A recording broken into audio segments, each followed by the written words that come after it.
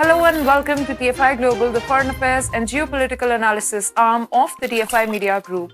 I'm your host Vedika. Good days for Sweden are finally here. Magdalena Andersson has finally accepted her defeat in the general elections, and now conservatives are about to storm into power after a long haul. Conservatives have sworn to put Sweden back on track and shift the country's trajectory, which liberals have derailed over the past few years. What could this possibly mean for NATO, the EU, or even Sweden? Let's figure it out. The Swedish people have declared their mandate. According to NewsClick, the right-wing Sweden Democrats are now prepared to join the ruling coalition after a surprising election victory. According to a count by the country's elections authority, which covers 99.9% of voting offices, the four-party alliance would have taken a lead over the left with 176 seats, 73 of them going to the Sweden Democrats.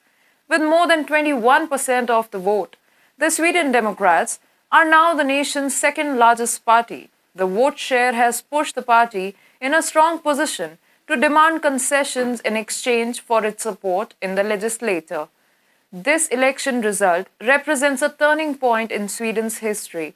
Additionally, Stockholm's perspective on the EU, NATO, and so-called liberal ideals may shift radically. Make no mistake, the election results in Sweden are definitely going to give the West sleepless nights. For years, Sweden has remained the most ethnically mixed nation since large-scale asylum-based immigration first began in the 1990s and accelerated sharply following the fall of the Arab Spring. But the upcoming right-wing wave looks to break this jinx on Stockholm. First off, Sweden Democrats describe itself as a nationalist party with an anti-immigration policy. The SD has been one of the major voices opposing immigration for a long time. The party labels migration as the primary cause behind the recent rise in gang and gun crime among second-generation immigrant youth in Swedish cities.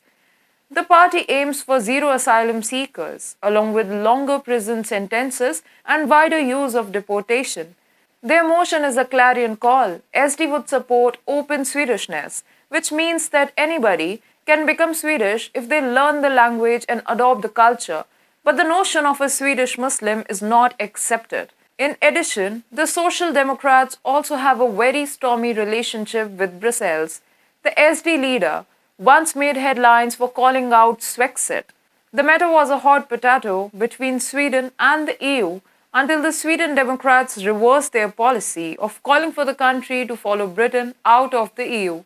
SD also aspires to transform the EU from the inside.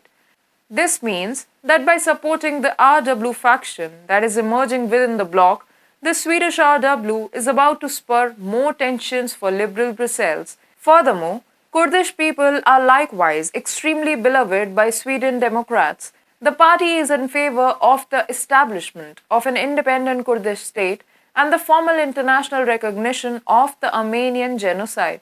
Thus, Turkey's desire to exterminate Kurds may also encounter a new roadblock. Sweden Democrats have also been charged with being affectionate to Russia. Sweden's Democrats have long been friendly towards Russian President Vladimir Putin.